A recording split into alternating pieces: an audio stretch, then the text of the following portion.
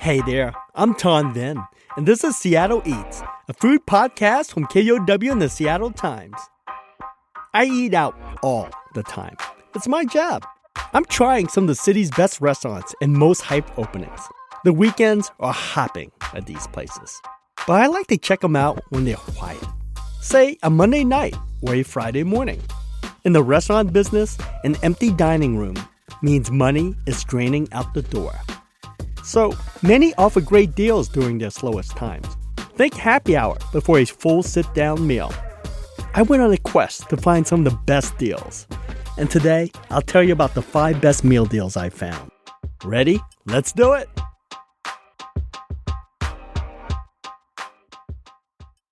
Hey, Seattle Eaters! I'm here in the studio with Seattle Eats producer Claire McGrain.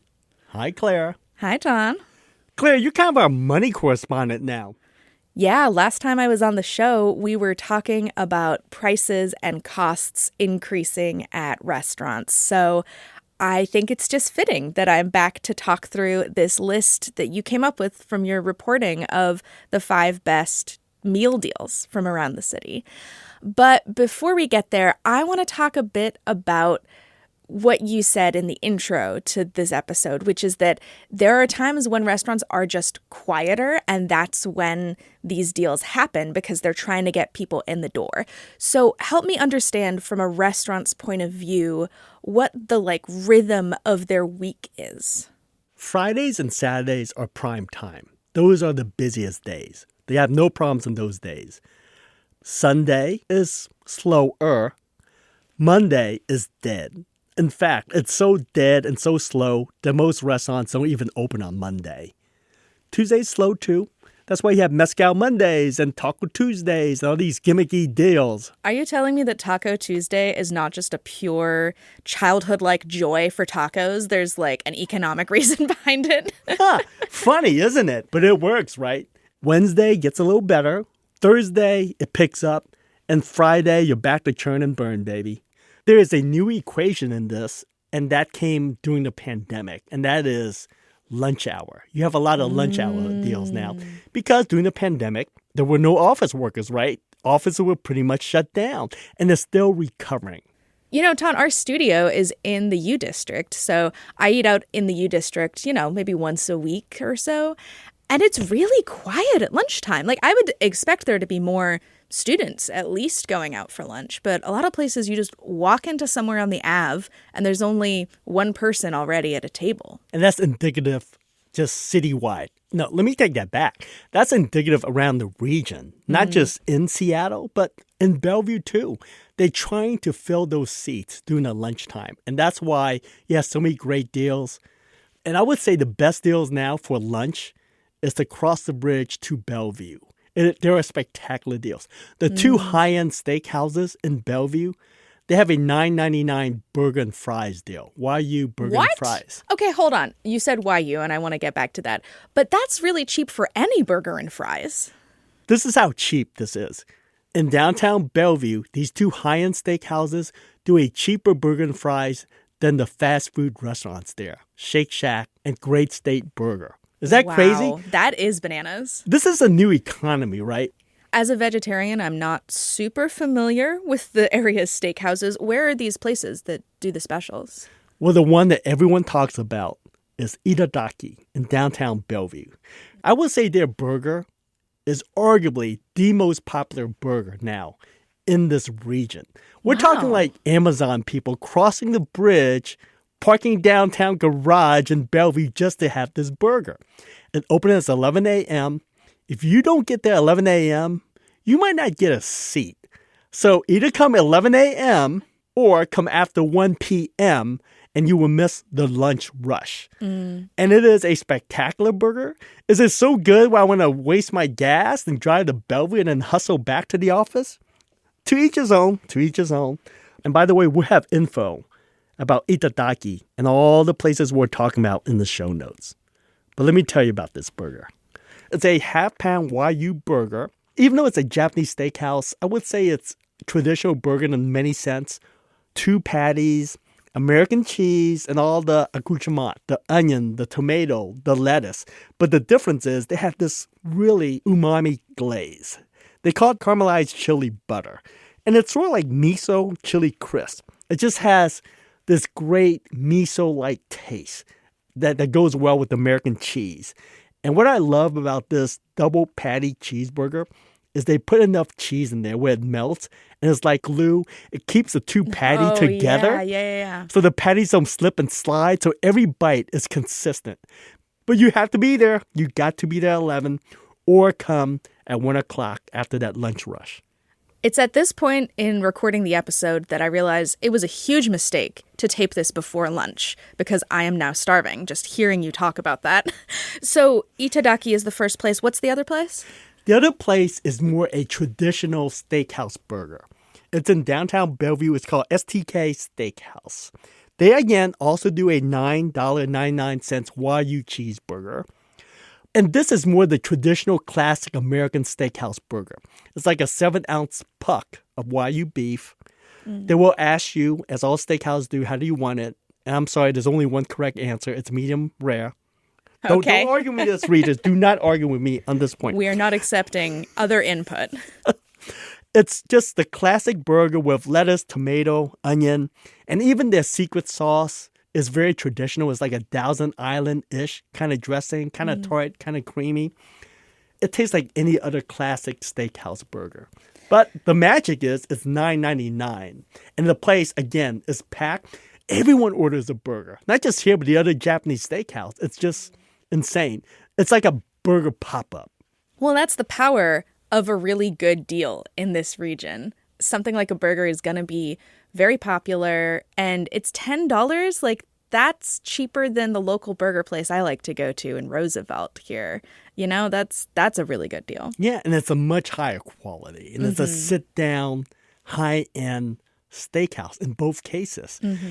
I don't know how long these deals will last, but I guess as long as office workers are returning full-time, all the more power to you to take advantage of this power lunch. Okay, before we move on from these first two deals, can you give me like the one-sentence description for why people lose their mind over Wagyu? Like, what is this kind of meat? For all the Wagyu geeks out there, take a deep breath, relax. This is just a quick crash course, Wagyu for dummies. When people say Wagyu, they think of Japanese Wagyu, which is just Japanese beef. It's a breed from Japanese cattle. And it's really a high-end cut, so it's a buttery rich. It usually costs a lot of money. But when you say Wagyu in the United States, it's really, they're talking about American-style Wagyu, which is a crossbreeding of Japanese with American cattle. Again, a high-end cut, still marble, but I would say not as buttery rich. A little bit leaner than traditional Japanese Wagyu. And I'll just leave it at that. And after that, you can talk to like breeding methods and massaging the cow. And that's just, let's just go in another rabbit hole. A conversation for a different day. What non-Wagyu deals do you have on this list? Claire, let's talk dinner.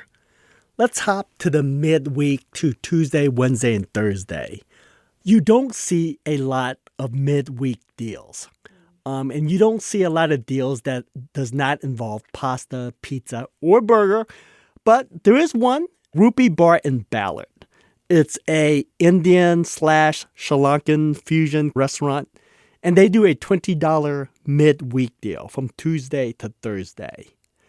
Even though it is Indian and Sri Lankan inspired menu, it's actually the way they structured and plate their dish is more European influence. Because basically what you have is protein and it's surrounded by a lot of legumes or beans and veggies. Or in this case, it's usually lamb meatballs or rockfish curry or tandoori chicken with a lot of chutneys and rice and pickles to fill out the plate to fortify your meal. That sounds really pretty tasty. And as a kind of vegetarian person who did eat pizza twice yesterday, I'm kind of done with pizza. So I would definitely give that a try. Yeah, and this works well, Claire, because it's true. Meal deals are basically very familiar staple, right? A very familiar classic. It's always burger, pizza, and pasta. One is you want to fill the seats. So that's why the burger is such a big hit. That's why people cross the freaking bridge. We don't have a lot of really unusual cuisines that are meal deals.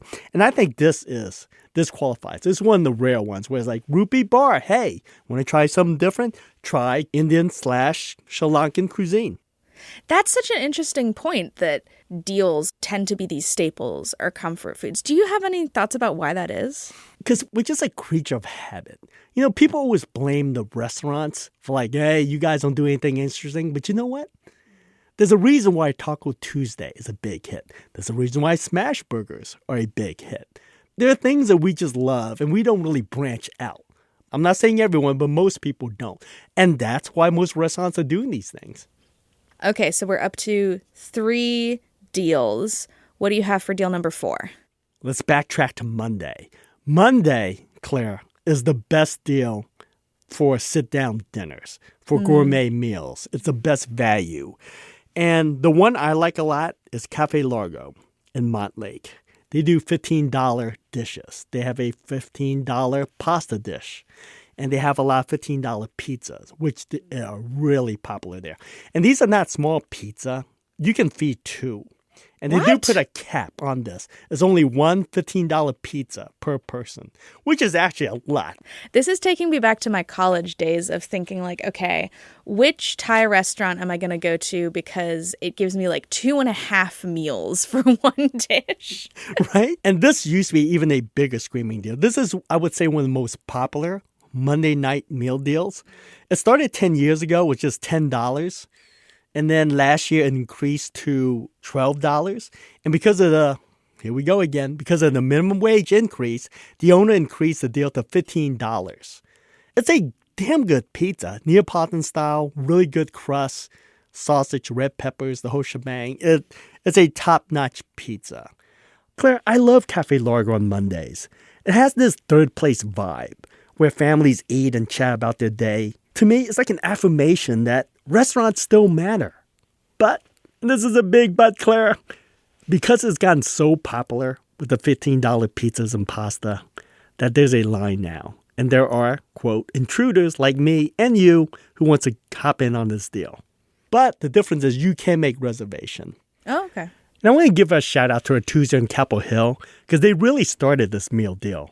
About 10 years ago, to deal with the slow Mondays and Sundays, they decided, hey, let's offer 2 pastas and a bottle of wine for $35. And overnight, there were lines out the door. And ever since that happened, you have dozens of copycats around town. I say this without exaggeration. I think it's one of the seminal moments in Seattle dining because it changed the way a lot of restaurants look at Monday. Like, hey, don't just close your door, just offer a great deal. The deal there now is $47, so it's 2 fresh pasta. You have a choice, 3 or 4 choices, and you can choose the good house wine, white, red, or sparkling. Ton, I really wonder if you think this is going to have any effect beyond the specific places that do the deals, right? Because Monday is probably still really slow for most places if they aren't well known for having a deal, and that's a big problem if they're kind of losing money to stay open. So do you think this could shift people's eating habits, more people going out different times? Or is this truly just whoever does it, they'll get the attention? This has a great effect, and a Tuesday is a good example of this. What other bars have done nearby is just pretty much offer some similar deal. Like next door Tuesday is New, a street food inspired restaurant. And on Mondays, they do 12 chicken wings and 4 beers for $33. It's contagious. Right? And even nearby is Bar Koto, and they just raised their price. It's $65 for a 3-course meal. You get a starter or a salad. You get any pizza you want. You get any pasta you want. And you have a choice of 2 cocktails or a bottle of wine. And others are doing this within a block or 2 of a Tuesday because we don't have a lot of patience, right? If you come for the Tuesday deal and you're in line, you now know like, hey, I can go to New, I can go to Rami, I can go to Bar Koto. So it's very contagious in that sense. That's why I'm saying, in terms of the history of Seattle food, I would say this is one of the benchmark moment. It changed the way we look on Mondays. I think that's such a good example of how a restaurant really shapes the character of a neighborhood. Going out to eat is an experience where you're not just sitting down at a table and eating and leaving. You're walking around. You're seeing the other places that are open. Yeah. And I think how a lot of people look at it is this way, Claire. It's like if you open on Monday, you want a full house. It's cheaper and it's good for the staff because if you have a full house, they get better tips or more tips. So it's a win-win for everybody. That's why you see a lot of neighborhoods try to do this meal deals on Monday. But no one is as more successful as a Tuesday. No one has a bigger impact on one community block as a Tuesday. And that's just the power of cheap meals, I guess. I guess. Okay, I've been keeping track. We're at 4 out of the 5 deals. What's the last one you have? Oh, and this is my wild card because I always say that, well, there's no meal deals on Friday or Saturday. And it's still true, but I would go with Jack's Barbecue. They do a great $29 New York ribeye steak. You get 2 sides and a really high-quality steak for like $29. And it's all for 7 days a week. The steak is smoked in-house and then fried in beef fat so you get this charred crust. It's delicious, and you should not muck this with any barbecue sauce at all. It's just the best steak, really. All you need is salt, and this works really well. So yes, I know what people are saying out there. Yes, I can get a steak for under $20 at so-and-so diner. But you know what happens when you go to a diner steakhouse? People eat their steak with A1 sauce or ketchup. And there's a reason why. They need to adulterate it to make it go down easy. Because a good steak, that shouldn't happen. And this is why this is such a good deal. But you know what, Claire? With this steak, it's $29. It comes with 2 sides. You have up to 10 sides you can choose from. It's not listed on the menu, but you should request the Brussels sprouts. It's charred Brussels sprouts coated in molasses, honey, and it comes with pecan. That Brussels sprout dish sounds really good. I don't know how many vegetarian options there are at a barbecue place like Jack's, but even just if there's a good Brussels sprout option, I'm kind of in.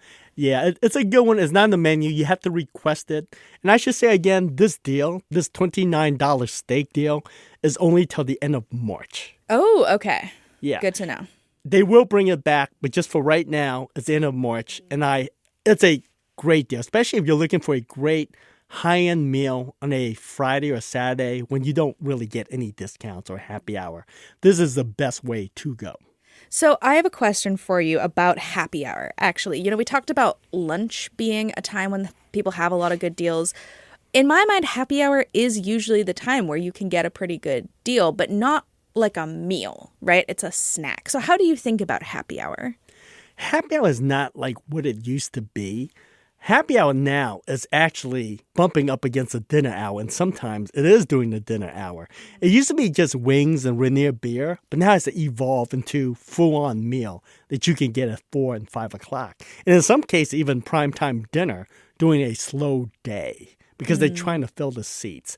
It's a different definition, happy hour, around Seattle now because people used to think happy hour would say as in just the office workers or just the younger crowd, the starving artists. But it has evolved into this thing where everyone takes advantage of it, and they don't look at it as a snack.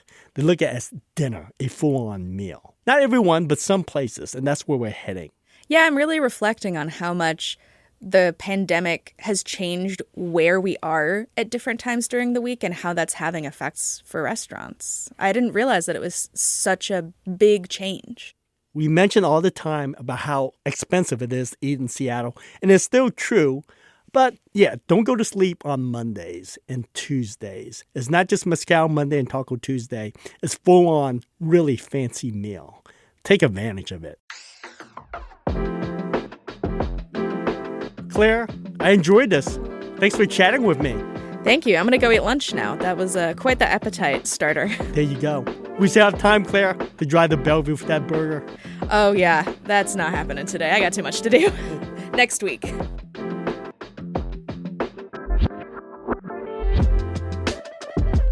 That's a wrap. A reminder that we have a list of the deals we talked about today in the description of this episode.